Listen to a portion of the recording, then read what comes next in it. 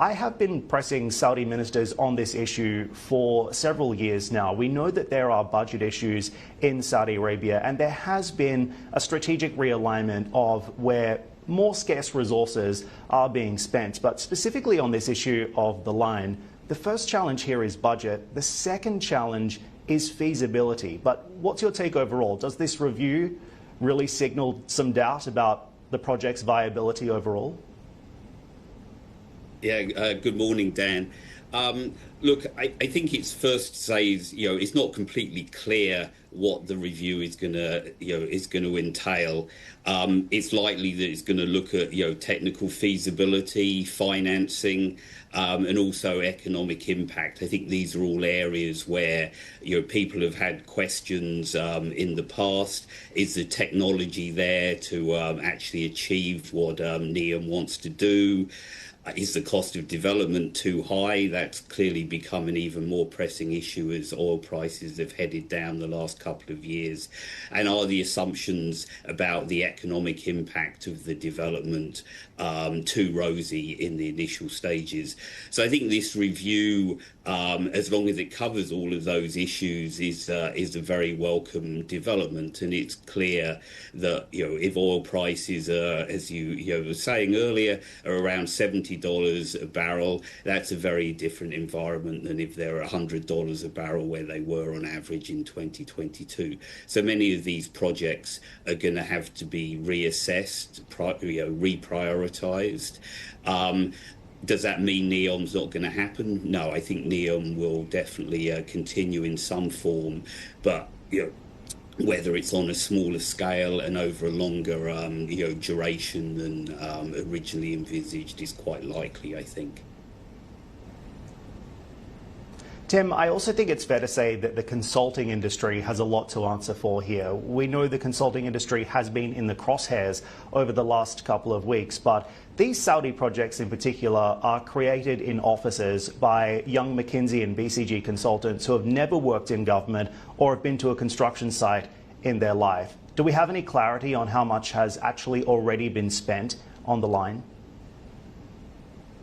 No, I think that's one of the problems, right, that there is a lack of transparency amongst many of these large projects, both in terms of, what is the cost going to be, but also, what is the, really the extent of these projects. And that's something that I think, investors looking at Saudi Arabia would really like to know.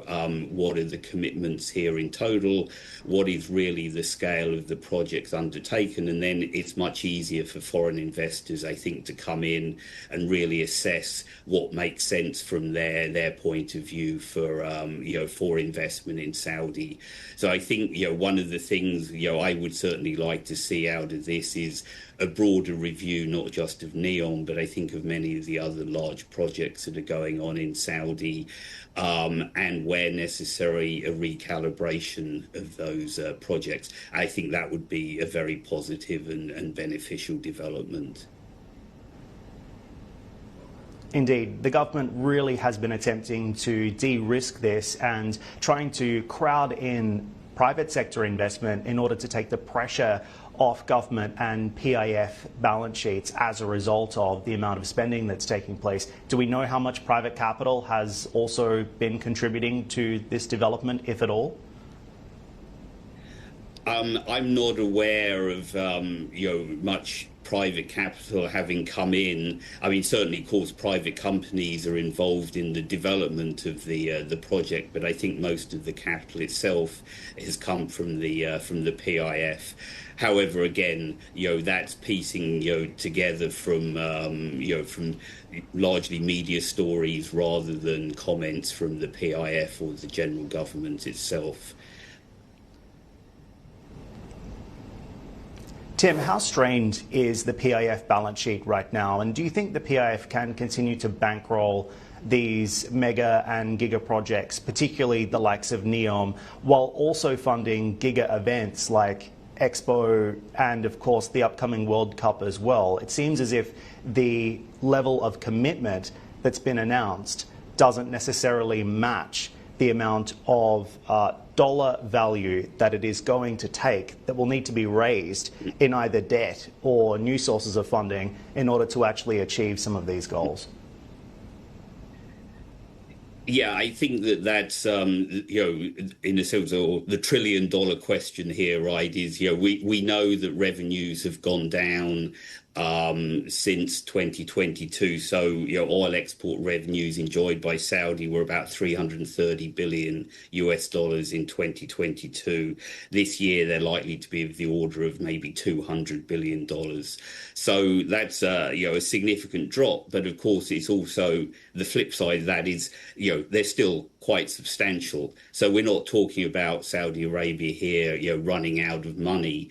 What we're talking about, I think, is a recalibration of, what appeared to be, overly ambitious investment plans, which maybe largely could have been financed in 2022, but in 2025, it's looking more difficult to finance them.